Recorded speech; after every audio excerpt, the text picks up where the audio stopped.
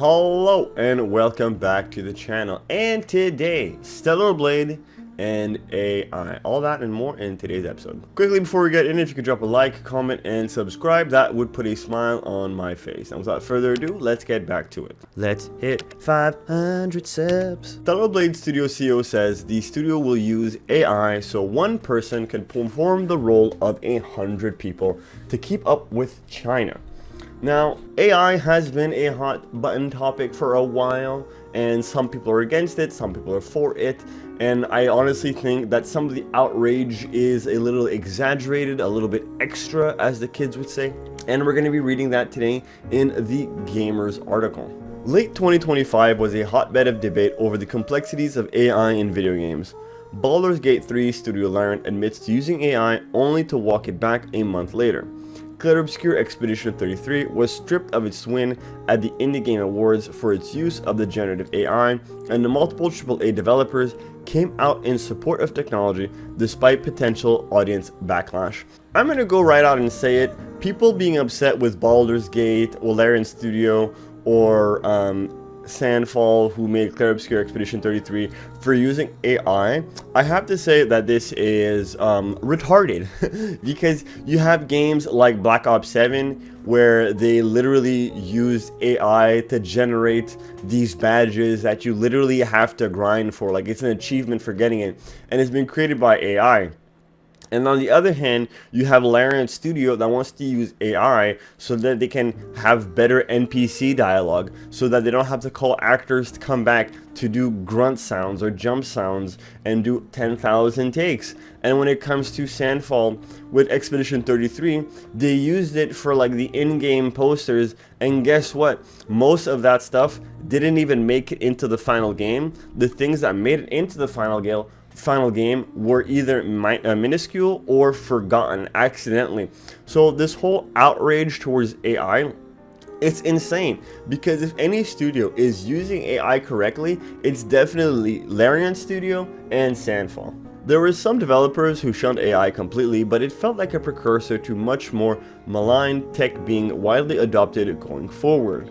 Now in a new national briefing, the CEO of Korean developer ShiftUp, creator of Stellar Blade, has backed claims saying that supporting AI in gaming industry is a very important task to combat the massive workforce of competing Chinese studios. And I completely agree with that, because I believe Black Myth Wukong, he needed around $70 to $80 million to make the game, and that game was fantastic.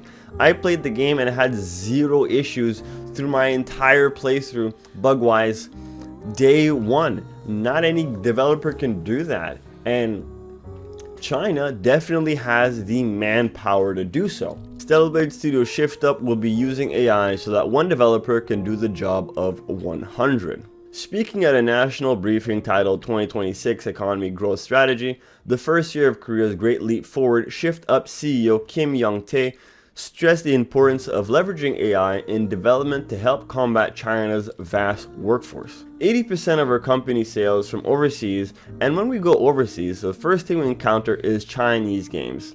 We pour about 150 people into one game, but China uses 1,000 to 2,000 people. We lack the capacity to compete in terms of completeness or quantity of content. The CEO felt that while there are concerns, AI won't come at the expense of workers, and that there will be no layoffs. It will just allow smaller countries like South Korea to compete with the behemoths such as China and the US in development. And personally, I have to say, I am very pro small gaming companies.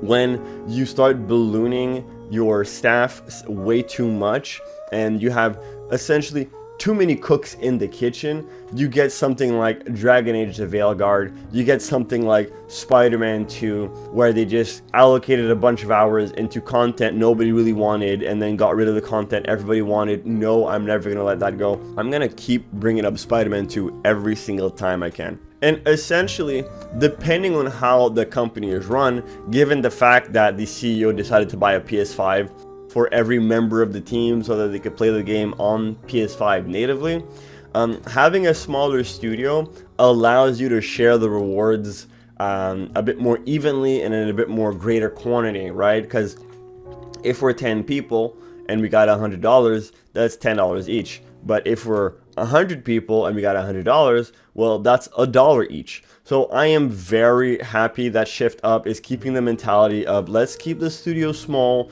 and we're going to use AI not to replace our developers, but as a tool to help our developers. And I'm just going to give you guys an example of how I like to use ChatGPT. So in Canada, we have bills that pass all the time, and it uses extremely complicated legal language that the common person doesn't understand. So I'll use ChatGPT, ask them to break down the bill in a simple manner so that a regular person can understand and read it. And once I'm done reading the ChatGPT version of the bill, I'll then go find the actual bill and then try to read and comprehend it. Now, without the pre-explanation I got, reading the legal language is extremely difficult, but because I'm coming into the text with some prior knowledge of what I'm about to engage into, it's actually significantly easier for me to understand. So AI isn't necessarily all bad, and it doesn't necessarily replace people. If you're smart enough, you can then use AI to boost your research, boost your creativity, and boost your output without necessarily having to put in more hours, more overtime, and definitely no crunch. I don't believe people will lose their jobs even if AI becomes more widespread. Even if we mobilize all of our human resources, it won't be enough. Only when all these people are proficient in AI so that one person can perform the role of 100 people can we compete with industries like China and the US that rely on a large-scale human resource. And look what's happened to the gaming industry. Games have gotten more expensive, budgets for video games have become super huge, and games take 5, 4, 6, 7 years to come out because they have these massive projects that are honestly turning more into movies than into actual video games, but that's a video for another day. The national briefing was also attended by Korea's Minister of Culture, Sport and Tourism, Choi Hwa-young. The minister echoed Kim's sentiment, saying supporting AI in the gaming industry is a very important task. Some large gaming companies have their own AI technology, and they're also developing programs to grow together with small and medium-sized gaming companies. As I said earlier, I really feel like the outrage towards using AI in video games is insane to me, because Laraint Studio, Shift Up, and Sandfall, they've proven what they can do with using AI. They've put out amazing games. Nobody here is going to tell me that Cleric's Pure Expedition 33 is a bad game, nor is Stellar Blade, nor is Baldur's Gate 3. Now, for example, if BioWare or EA or Activision or these companies were like, oh, we're using AI, I would assume that they're doing this to cut corners, not to help their developers. But when you have games like Stellar Blade, Baldur's Gate 3, Expedition 33, who were all amazing games, who have all won awards, and the developers are saying that we're going to be using AI to help our development team, it is truly insane to me that everyone has an issue with this, because they have proven that they're for the players.